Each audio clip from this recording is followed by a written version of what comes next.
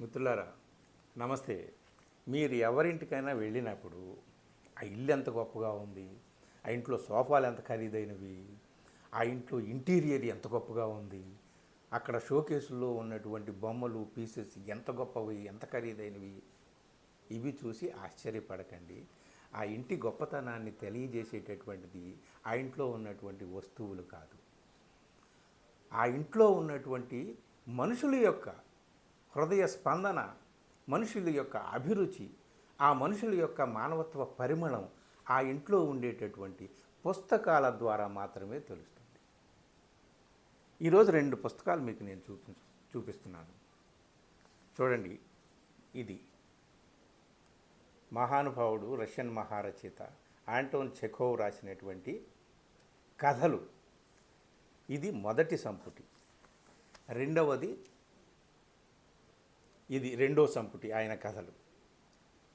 ఇందులో పెద్ద పెద్ద కథలు 100 పేజీల పైన ఉన్నటువంటి కథలు ఉంటాయి, 2-3 పేజీలు ఉన్నటువంటి కథలు ఉంటాయి.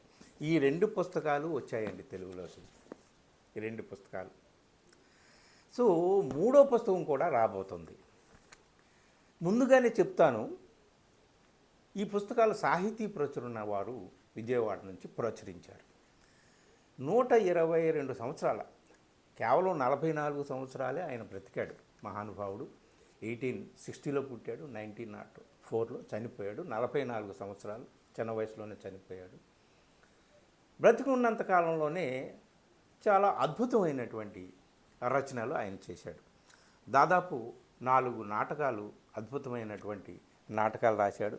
సీగల్ అనేటటువంటి నాటకం, 3 సిస్టర్స్ అనేటటువంటి నాటకం, అంకుల్ వాన్యా అనేటటువంటిది, చెర్రీ ఆర్చర్డ్. సో సీగల్ అనేటటువంటిది ఆయన ఎర్లీ లైఫ్లో రాసినటువంటి బెస్ట్ ప్లే. చెర్రీ ఆర్చర్డ్ ఆయన మొత్తం లైఫ్ టైంలో, అంటే చివరి రోజుల్లో రాసినటువంటి బెస్ట్ వర్క్ అని అంటారు అందరూ. ఆ చెర్రీ ఆర్చర్డ్ని మన మహాకవి శ్రీశ్రీ తెలుగులో సంపంగి తోట అని అనువాదం చేశాడు. దొరికితే మీరు సంపాదించుకొని చదవండి. ప్రస్తుతం ఈ కథల పుస్తకాల గురించి మాట్లాడుకుందామండి. ఈ కథల పుస్తకాలు ముందే చెప్పాను కదండి, కొన్ని పుస్తకాలు మనం ఇంట్లో పెట్టుకోవాలి. ఒకసారి చదివి పక్కన పెట్టేసే పుస్తకాలు కాదు ఇవి. ఇంట్లో పెట్టుకుంటే ఇంతంత పెద్ద పుస్తకాలండి ఎవరు చదువుతారండి అని మీరంటే నేను చెప్పలేను. కానీ గంటల తరబడి సినిమాలు చూస్తాం కదా, అలాగే ఈ పుస్తకాలు ఇంట్లో అంటూ పెట్టుకుంటే ఆ పుస్తకాలు మనల్ని చూస్తూ ఉంటాయి. మనం చూడకపోయినా సరే ఆ పుస్తకాలు మనల్ని చూస్తూ ఉంటాయి. పుస్తకాలు మనల్ని పలకరిస్తూ ఉంటాయి. పుస్తకాలు మనల్ని పిలుస్తూ ఉంటాయి. నాతో రా, నా లోపలికి రా, నా చేయి పట్టుకో, నువ్వు నేను కలిసి ఈ విశ్వాన్ని చూద్దాం, ఈ మానవుణ్ణి చూద్దాం, ఈ మానవ మహాప్రస్థానాన్ని చూద్దాం, మానవ సంవేదనలు విందాం అని ఇలాంటి పుస్తకాలు చెప్తూ ఉంటాయండి. ఇలాంటి పుస్తకాలు చెప్తూ ఉంటాయి. సో మిత్రులారా, కేవలం 44 సంవత్సరాలు మాత్రమే బ్రతికినటువంటి ఆంటోన్ చెఖోవ్ వృత్తిపరంగా వైద్యుడు. పేదరికంలోనే పుట్టాడు, అయినా సరే వైద్యశాస్త్రంలో పట్టభద్రుడయ్యాడు. వృత్తిపరంగా వైద్యుడైనప్పటికీ కూడా ఆయన మానవ శరీరానికి చాలా సేవ చేశాడు. ఎందరికో ఆయన వైద్యపరమైనటువంటి సేవలు అందించాడు. కానీ అసలు అతను వైద్యుడు మానవుడి హృదయానికి, మానవుడి ఆత్మకు అతను వైద్యం చేయడం కోసం పుట్టాడేమో అని అనిపిస్తుంది అన్నమాట ఈ కథలు చదివితే. ఈ మొదటి సంపుటంలో ఆయన ఎర్లీ స్టేజ్లో రాసినటువంటి కథలే చాలా ఉన్నాయి.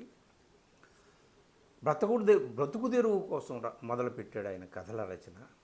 తర్వాత ఆయన విశ్వవ్యాపితమైనటువంటి ఈ సాహిత్య ప్రపంచంలో తన రచనలు కూడా ఇలాగా చిరస్థాయిగా నిలిచిపోతాయి అని ఆయన ఏమో అనుకోలేదు. తాను మరణించిన తర్వాత 7-8 సంవత్సరాలకు ప్రజలు మర్చిపోతారేమో అని అన్నాడు. కానీ మర్చిపోలేదు. యూరోప్ అంతట్లో కూడా ఆయన చెరగని ముద్ర వేసినటువంటి రచయితగా మిగిలిపోయాడనమాట. ఇప్పుడు కాన్స్టెన్స్ గార్నెట్ అనే ఆవిడ ఇంగ్లీష్లో అనువాదం చేసిన తర్వాత మొత్తం ప్రపంచంలో 122 సంవత్సరాలు అయింది కదా ఆయన చనిపోయి. ఇప్పుడు ఎక్కడో భూగోళంలో ఉన్నటువంటి ఇండియా, ఎక్కడో ఇండియాలో ఉన్నటువంటి ఆంధ్రప్రదేశ్, అక్కడ ఇప్పుడు మళ్ళీ తెలుగులోకి అనువాదంలోకి రావడం ఏంటండి? అప్పుడు దాన్ని బట్టి కదా మీరు అర్థం చేసుకుంటారు ఈ పుస్తకాల మహత్తు ఏమిటో, విశిష్టత ఏమిటో. ఎప్పుడో ఇంగ్లీష్లో కొన్ని కథలు చదివి ఆహా అనుకోవడమే తప్ప, తెలుగులోకి ఇప్పుడు వచ్చేసరికి ఆనందం ఆనందం అంటే ఆనందం, పట్టరాని ఆనందం. ఈ కథలని అన్నింటినీ కూడా, ఆయన రచనలన్నింటినీ కూడా తెలుగులోకి తీసుకురావాలని సంకల్పం చేసినటువంటి వ్యక్తి కోనప్రాజ్ కుమార్ అనే మిత్రుడు, ఆత్మీయ మిత్రుడు. ఆయన సంకల్పానికి అండగా నిలిచి మేము ప్రచురిస్తామని ముందుకు వచ్చినటువంటి సాహితీ ప్రచురణల వారు నిజంగా అంత గొప్ప కథలని అంతే గొప్పగా ఇవి తెలుగులోనే రచయిత రాశాడా అన్నట్టుగా అనువాదం చేసినటువంటి అరుణాప్రసాద్ గారు. వీళ్ళని ముగ్గురిని, సాహితీ ప్రచురణ లక్ష్మి గారిని, అనువాదం చేయించినటువంటి కోనం కుమార్ గారిని, అలాగే అత్యద్భుతమైనటువంటి తెలుగు అనువాదం, సరళమైనటువంటి తెలుగు భాషలో అనువాదం చేసినటువంటి అరుణాప్రసాద్ గారిని తప్పనిసరిగా తలుచుకుంటున్నాను. పోతే మిత్రులారా, ఈ పుస్తకాల్లో ఉన్నటువంటి కథలు మీరు చదవండి తప్పనిసరిగా. అప్పుడప్పుడు ఒక్కో కథ చదవండి. చదివిన తర్వాత మరోసారి మీకు చదవాలని అనిపిస్తుంది. అప్పుడు కూడా చదవండి. ఎందుకు మీరు ఎప్పుడూ ఎక్కువగా విదేశీ రచయితల యొక్క పుస్తకాలే పరిచయం చేస్తారు అని అంటారు మన వాళ్ళు. అదేం లేదు, తెలుగులో అన్నీ దొరుకుతున్నాయి, అందుబాటులో ఉన్నాయి. మన తెలుగులో వచ్చినటువంటి మహానుభావుల రచయితల పుస్తకాలన్నీ కూడా మీరు చదివే ఉంటారు. కానీ వేరే భాషలో ఉన్నటువంటి ప్రపంచ సాహిత్యాన్ని ప్రభావితం చేసినటువంటి రచనలని మనం కూడా తెలుగులోకి తీసుకొస్తున్నాం, మీరు కూడా చదువుకోండి అని చెప్పడం కోసమే ఈ వీడియోలో ఇలాంటి పుస్తకాలు నేను మీకు పరిచయం చేస్తూ ఉంటానన్నమాట. ఇందులో కథల జోలికి పోను. ఎందుకంటే మొదటి సంపుట్లో 100 పైన కథలు ఉన్నాయి, రెండో సంపుట్లో దగ్గర అనేక కథలు ఉన్నాయి, మూడో సంపుటి కూడా రాబోతుంది. అసలు ఒక రష్యన్ భాషలో ఇంత ప్రసిద్ధి చెందినటువంటి ఆ రచయిత 120 సంవత్సరాల తర్వాత ఇప్పుడు మన తెలుగులోకి రావడమే ఆశ్చర్యం. అంటే ఆ కథల యొక్క గొప్పతనం ఏమిటో మనకి దీన్ని బట్టి అర్థమైపోతుంది అన్నమాట. ఇందులో ఈ మొదటి పుస్తకంలో 2 ప్రధానమైనటువంటి కథల గురించి ముఖ్యంగా మీకు చెప్పను. కథలంతా మీకు నేను చెప్పను. కానీ చెకోవ్కే తాను రాసిన అన్ని కథల్లో విద్యార్థి అనే కథ ఇష్టం అంట. ఆ విద్యార్థి కథ ఏమీ లేదు, బైబిల్కి సంబంధించినటువంటి వృత్తాంతం. చివరి విందు తర్వాత జీసస్ తన శిష్యుల్లో ఒకడైనటువంటి పీటర్తో జరిపినటువంటి సంభాషణలు. ఆ సంభాషణలో ఆ రాత్రి పీటర్ ఏమంటాడంటే జీసస్తో, నీతో పాటు నేను చీకటిలోకి మరణానికి కూడా నీతో పాటే వస్తానని అంటాడు. కానీ జీసస్ అంటాడు, కోడి కూసేలోకే 3 సార్లు నువ్వు నన్ను తిరస్కరిస్తావు అని అంటాడు. సరిగ్గా అలాగే జరుగుతుంది. జీసస్ని పట్టుకొని ఆ జుడాస్ కుట్ర వల్ల జీసస్ని పట్టుకొని వాళ్ళు వెళ్తారు. పీటర్ని జీసస్ గురించి అడిగినప్పుడు అతను నాకు తెలియదు అని చెప్పి 3 సార్లు తిరస్కరిస్తాడు. నిజంగా జరుగుతుంది. తర్వాత పీటర్ ఏడుస్తాడు. ఈ కథ చెప్పిన విద్యార్థి ఒక ముసలమ్మకి, ఆమె కూతురికి ఈ కథ చెప్తాడు. ఆ ముసలామె ఏడుస్తుంది, తానే పీటర్ లాగా ఏడుస్తుంది. సో ఈ కథ చదివిన తర్వాత నిజంగా హృదయం కకావికలైపోతుంది. ఎందుకు అంటే చెకోవ్కి తను రాసిన కథల్లో ఈ కథ ఎందుకు నచ్చింది అని అంటే, ఆ రష్యన్ రచయితల్లో ఉండేటటువంటి ఆ సంవేదనాశీలత అంటామే, సెన్సిబిలిటీ అంటామే, ఇలాగే ఉంటాయి అన్నమాట. అంటే గతానికి వర్తమానానికి ఎప్పుడో 1900 సంవత్సరాల క్రితం జరిగినటువంటి వ్యవహారము ఈనాడు ఆ విద్యార్థి చెప్పడం ఏంటి, ఆ ముసలమ్మ తనతో ఆ కథతో తనను తాను కనెక్ట్ చేసుకోవడం ఏంటి, కన్నీళ్లు పెట్టుకొని ఏడవడం ఏమిటి, ఎందుకు ఇలాగా అంటే గతానికి వర్తమానానికి ఒక లింకు ఉంటుంది అని చెప్పి చెకోవ్ చెప్తాడనమాట. ఏది ఎప్పుడూ కూడా అంతం కాదు, అది మనల్ని తరుముతూ ఉంటుంది, వేటాడుతూ ఉంటుందన్నమాట.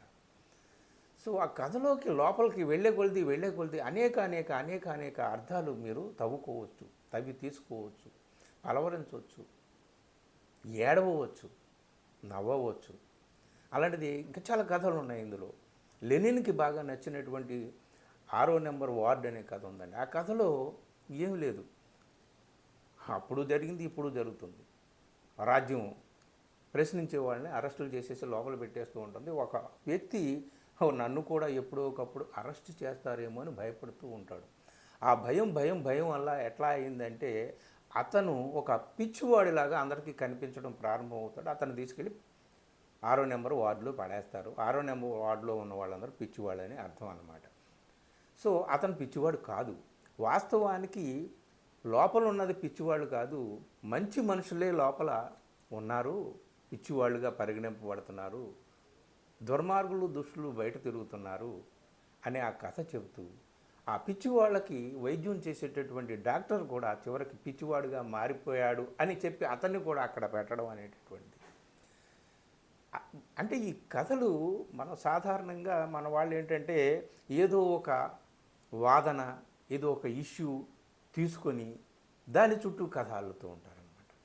మహారచయితలు ఏం చేస్తూ ఉంటారంటే ఆ పాత్రలు, వాళ్ళు చూసినటువంటి మనుషులు, ఆ మనుషుల వెనక ఉన్నటువంటి కన్నీరు, ఆవేదన, ఆ ఘర్షణ, ఇటు సమాజానికి, మనిషికి ఆత్మకి, మొత్తం సమస్తానికి మధ్య జరిగేటటువంటి ఘర్షణ ఉందే అది వాళ్ళు చెప్తారు. చెకోవ్ ఎప్పుడు కూడా ఏమంటాడంటే, చెకోవ్ ఒక రచయిత పని కేవలం ఉన్న సమస్యని అక్కడ చెప్పడమే, పరిష్కారాలు చెప్పడం కాదు, ప్రశ్నలు వేయడమే, సమాధానాలు చెప్పడం కాదు. I'm not liberal, I'm not conservative. నేను లిబరల్ని కాదు, కన్జర్వేటివ్ని కాదు.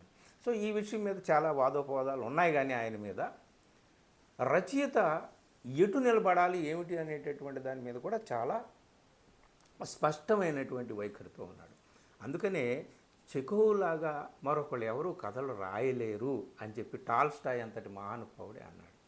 చెకోవ్ దుఃఖం అనేటటువంటి కథ రాస్తాడు. ఒక చోట గుర్రబండి నడుపుకునేటటువంటి ఒక ముసలివాడు తన కొడుకు చనిపోతే తన దుఃఖాన్ని ఎవరికి వినిపించాలి, ఆ గుర్రబండి ఎక్కినటువంటి వాళ్ళకి ఎవరికో చెప్తాడు.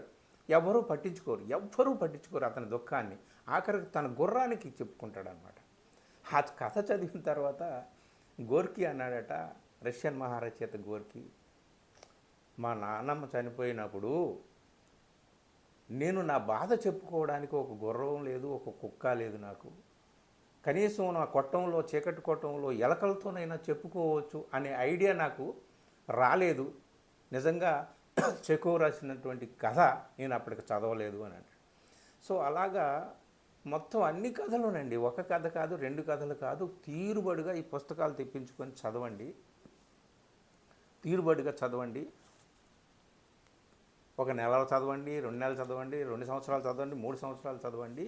ఇవి నిత్యము ఇంట్లో ఉండాల్సినటువంటి, పూజ గదిలో దేవుణ్ణి ఎలా పెట్టుకుంటారో అలాగా మీరు ఈ పుస్తకాలను, ఇలాంటి పుస్తకాలను పెట్టుకోవాలి. అవి కొన్నాళ్ళు చదివిన తర్వాత అక్కడ పెట్టి మళ్ళీ కొన్నాళ్ళ తర్వాత మళ్ళీ తీసి మళ్ళీ చదువుకుంటాం అన్నమాట. 3వ పుస్తకం కూడా రాబోతుంది.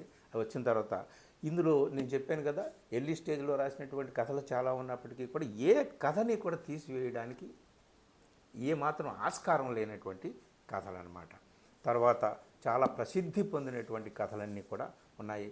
వేటిని వదలకుండా ప్రచురించినటువంటి సాహితీ ప్రచురణ వారికి నిజంగా ఇంత అద్భుతంగా అనువాదం ఎంత చక్కగా సరళంగా చేయవచ్చు అని చెప్పి నిరూపించినటువంటి అరుణా ప్రసాద్ గారికి, పుస్తకాలని ప్రచురించడానికి ముందుకు వచ్చినటువంటి కుమార్కి అందరికీ కూడా నిజంగా మనం ధన్యవాదాలు చెప్పాలి. సో ఇంతటి సాహితీ భండాగారాన్ని మనకు అందించినటువంటి వాళ్ళకందరికీ కూడా ధన్యవాదాలు చెప్తూ, నిజంగా మీరందరూ కూడా ఈ పుస్తకాలు చదువుతారని చెప్పి ఆశిస్తూ, మిత్రులారా మీకు నచ్చితే వీడియో మిత్రులకు కూడా షేర్ చేయండి. షేర్ చేసినా చేయకపోయినా పర్వాలేదు, కానీ ఈ పుస్తకాలు తెచ్చుకుని మీరు ఇంట్లో మాత్రం పెట్టుకోండి.